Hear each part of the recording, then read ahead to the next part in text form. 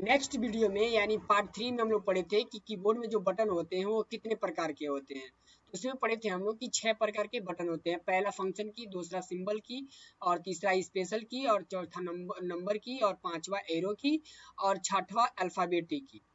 ठीक है, तो उसमें सभी चीजें पढ़ लिए थे, बस बचा तो ये था स्पेशल की। स्पेशल की को आज कवर करेंगे। ठीक है, देखिए स्पेशल की क्या होते हैं। स्पेशल की में हम लोग पढ़े थे, सॉरी स्पेशल पढ़े नहीं थे। स्पेशल की में आज हम लोग को पढ़ना है। नीचे देखते हैं स्पेशल की।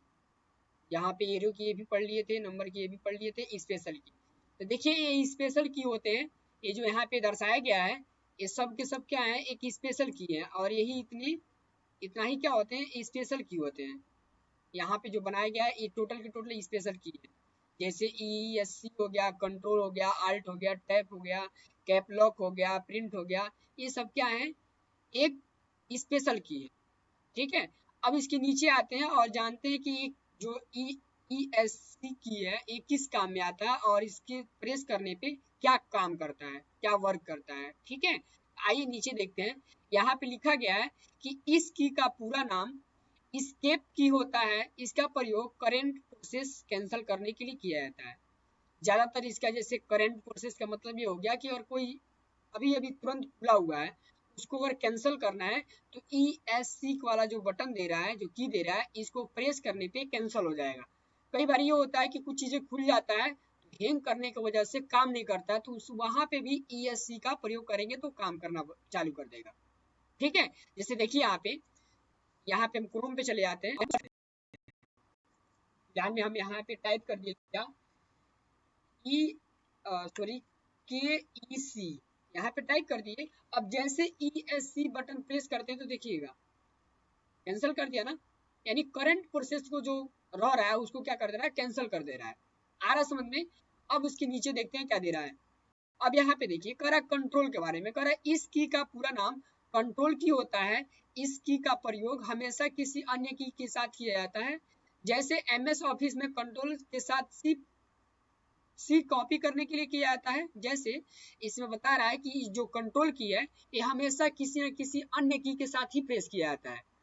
अगर इसको अकेले प्रेस किया जाए तो काम नहीं करेगा, ये किसी न किसी अन्य की के ही साथ काम करेगा। जैसे यहाँ पे बताया गया कि जैसे में MS ऑफिस में कंट्रोल के साथ सी जब प्रेस करेंगे तो कॉपी होगा।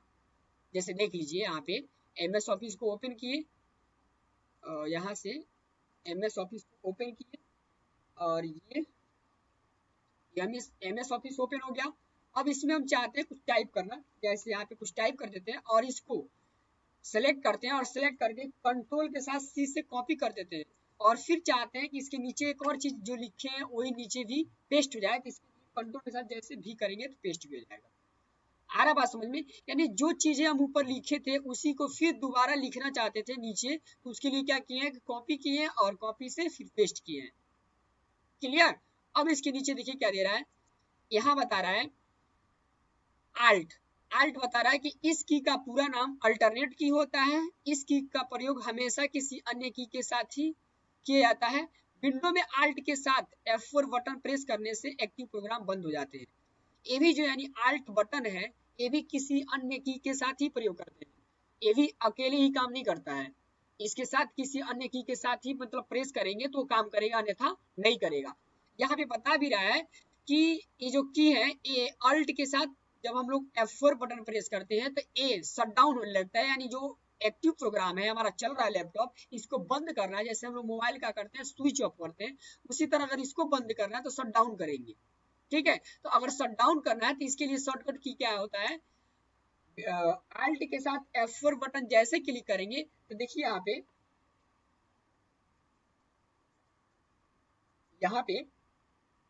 ये आ गए। अल्ट के साथ F4 बटन जैसे क्लिक किए तो यहाँ बता रहा है कि विंडो लिख के आ रहा है 10 और उसके बाद से स्विच यूजर। अब जैसे ओके कर देंगे तो शट डाउन हो जाएगा, ऊपर भी लिख भी रहा है शट डाउन विंडोज। आ रहा समझ में ना। अब देखिए इसकी, अब इसमें क्या दिया है, बता रहा है टैब। अब बता रहा है टैब के बारे में, कह रहा है इस की का पूरा नाम टैबुलेट की होता है। इस की का प्रयोग टाइपिंग के दौरान दो शब्दों के बीच लॉन्ग स्पेस देने के लिए टैब की का प्रयोग किया जाता है MS एक्सेल में एक सेल से दूसरे सेल में जाने के लिए टैब की का प्रयोग किया जाता है। इसमें ये बता रहा है कि टैब का प्रयोग कब करते हैं, जैसे हम कोई शब्द लिख रहे हैं, हमको क्या करना है, लॉन्ग स्पेस देना है, ज्यादा स्पेस देना है, उसके लिए अगर हम केवल स्पेस का प्रयोग करें तो एक एक करके बढ़ेगा, ठीक है। और जब हम टैब का प्रयोग करेंगे तो ज्यादा लेके जाएगा, ज्यादा स्पेस देगा। जैसे देख लीजिए MS ऑफिस में लेके जाते हैं आपको, और यहाँ पे देखिए, जैसे मुझे क्या करना है, यहाँ पे इसको लेके आना है, इस चीज को यहाँ पे लेके आना है, तो इसके लिए हम स्पेस बटन पे प्रेस करते हैं। तो देखिए कई बार प्रेस करना पड़ रहा है ना, कई बार प्रेस करना पड़ रहा है। और उसी तरह अगर जब टैब बटन पर प्रेस कर रहे हैं तो देखिए एक बार, दो बार, तीन बार, चार बार, यानी बहुत फास्ट आ जा रहा है। जो चीजें हम इस स्पेस से प्रेस कर रहे हैं 5 बार, वो एक टैब प्रेस करने पे काम कर दे रहा है। आ रहा बात समझ में। अब इसके नीचे देखिए क्या बता रहा है, कैप लॉक कर रहा है, इस की का प्रयोग कैपिटल लेटर में टाइप करने के लिए किया जाता है। कैप लॉक का प्रयोग कब करते हैं, जैसे मुझे क्या करना है, कैपिटल लेटर में लिखना है, तो कैपिटल लेटर में लिखने के लिए कैप लॉक का प्रयोग, जैसे कैप लॉक ऑन कर देंगे तो कैपिटल लेटर में लिखेगा, और कैप लॉक का बटन जब ऑफ कर देंगे तो वो स्मॉल लेटर में लिखेगा। जैसे यहाँ पे देख लीजिए, यहाँ पे हमने क्या किया, टाइप किया, यहाँ पे जैसे यहाँ पे टाइप किए कुंदन एजुकेशन, ये जो टाइप हो रहा है किस में हो रहा है, स्मॉल में हो रहा है। अगर हम इसको चाहते हैं कैपिटल में पूरा हो, उसके लिए हम केवल कैप लॉक ऑन कर देते हैं। जैसे देखिए कैप लॉक ऑन हो गया ना, दिखा भी रहा है। अब जैसे जो भी कुछ लिखेंगे तो वो क्या होगा, बड़े लेटर में लिखेंगे, दिख रहा है, जो भी चीजें लिखेंगे तो बड़ा लेटर में लिखेगा। आ रहा बात समझ में ना। अब देखिए फिर इसमें बता रहा है क्या, इसमें कह रहा है शिफ्ट, इस की का प्रयोग केस चेंज करने के लिए किया जाता है। इसका प्रयोग सिंबल की 1 $, के लिए भी किया जाता है, को लिखने के लिए भी किया जाता है। आ रहा समझ में ना। यानी जो शिफ्ट की होता है, उसमें हम एक नेक्स्ट वीडियो में पढ़ाए भी थे कि केस चेंज करने के लिए क्या क्या प्रयोग है, क्या कैसे होता है केस चेंज।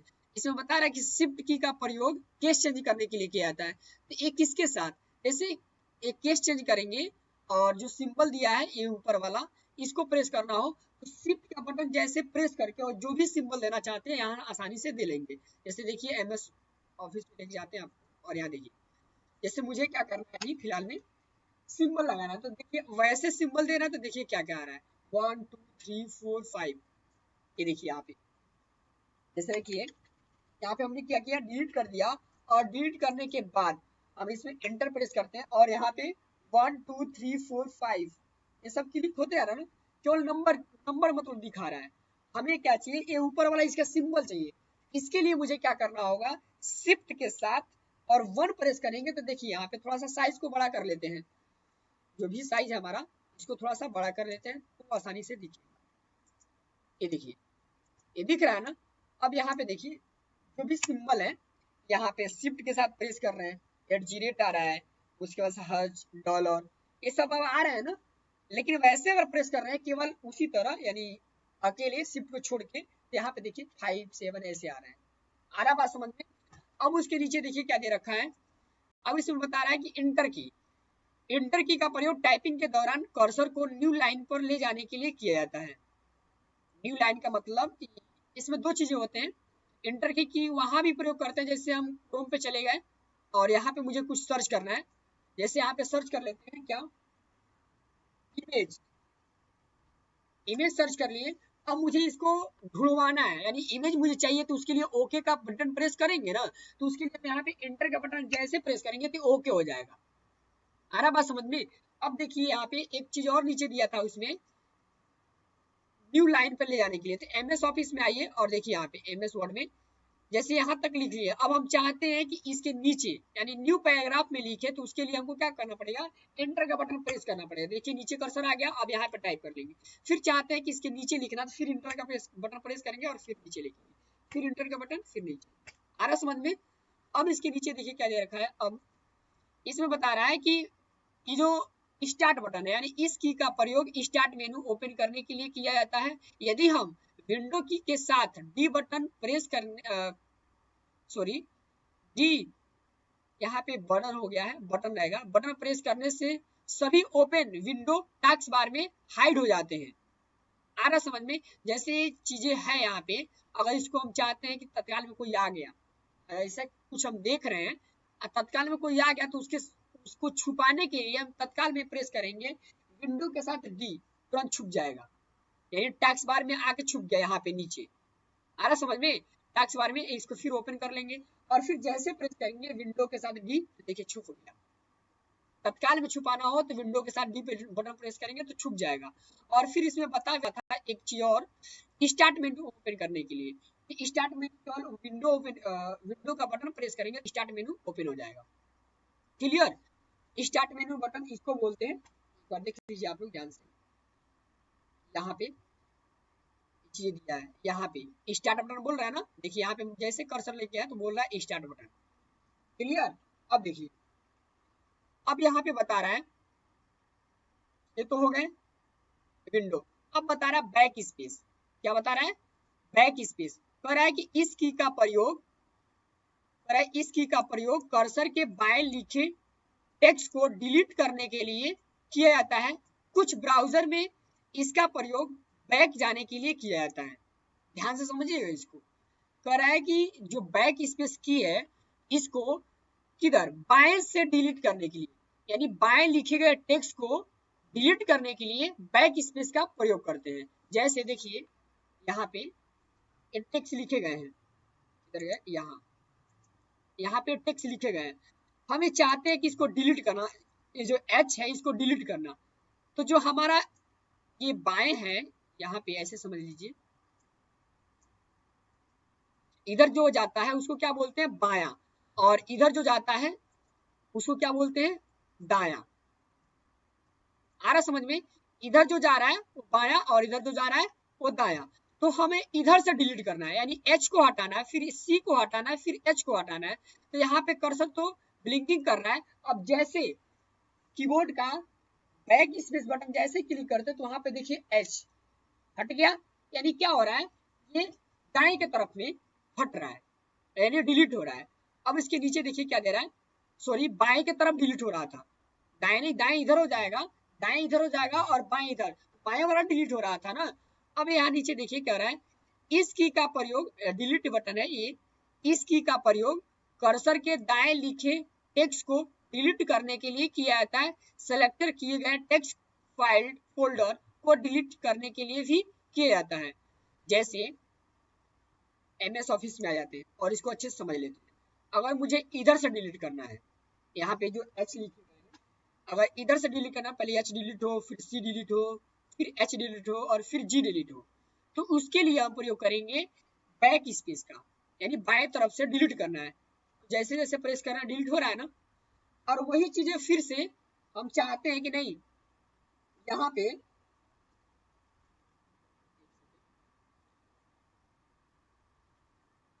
यहाँ पे कर्सर रखते हैं या फिर बीच में या फिर यही रखते हैं, और पहले नंबर डिलीट हो, क्या जी डिलीट हो, तो उसके लिए हम डिलीट का बटन प्रेस करेंगे। देखिए डिलीट का बटन जैसे प्रेस करें तो अब जी हटा, फिर एच हटेगा, फिर सी हटेगा, फिर एच हटेगा। क्लियर? बात आ रहा समझ में? अब उसके बाद इसमें क्या बता रहा था, हाँ अब नीचे दे रहा है डिलीट, तो समझ में आ गया ना, फोल्डर या फाइल को डिलीट करने के लिए भी किया जाता है। जैसे यहाँ पे फोल्डर बना हुआ है, यहाँ पे एक फोल्डर बना हुआ है, कीबोर्ड का ही जैसे ले लीजिए, इसको सिलेक्ट किए और सिलेक्ट करके जैसे डिलीट का बटन प्रेस करते हैं, देखिए डिलीट हो गया वहां से। आ रहा समझ में? तो यहाँ से भी डिलीट कर सकते हैं। और फिर यहाँ दे रहा है, कर गया यहाँ, अब कर यहाँ पे होम की, कर रहा है इस की का प्रयोग कर्सर को लाइन के प्रारंभ में लाने के लिए किया जाता है। कंट्रोल के साथ होम का प्रयोग कर्सर को डॉक्यूमेंट के प्रारंभ टॉप पर ले जाने के लिए किया जाता है। अगर आपके पास कोई डॉक्यूमेंट है, अगर उसके सबसे ऊपर वाले लाइन में ले जाना चाहते हैं तो उसके लिए कंट्रोल के साथ होम बटन प्रेस करेंगे तो सबसे ऊपर वाले पे चले जाएंगे। और आपको जैसे कुछ टाइप कर रहे हैं, लिख रहे हैं और उसके ऊपर जाना है तो केवल आप होम बटन प्रेस करेंगे तो उसके ऊपर चले जाएंगे, यानी न्यू लाइन पे, यानी ऊपर वाले लाइन पे। जैसे देख लीजिए MS ऑफिस में आते हैं और आने के बाद यहाँ पे टाइप कर लेते हैं, कुछ पैराग्राफ बना लेते हैं, इंटर कर लेते हैं। ये जो पैराग्राफ आ गए ना, अब यहाँ पे जो पैराग्राफ आए हैं, यहाँ पे साइज बड़ा कर देते हैं ताकि आप लोग को देखने में आसानी रहे। ये 18 कर। अब देखिए हमने क्या किया, यहाँ डॉक्यूमेंट लिखा हुआ है ना, यहाँ क्या करते हैं, कर्सर को हम यहाँ छोड़ देते हैं। तो देखिए यहाँ कर्सर आ गया ना, और ये कर्सर यहाँ दिख रहा है ना, दिख रहा है आप लोगों को कर्सर, इसको इधर कर। अब देखिए ये कर्सर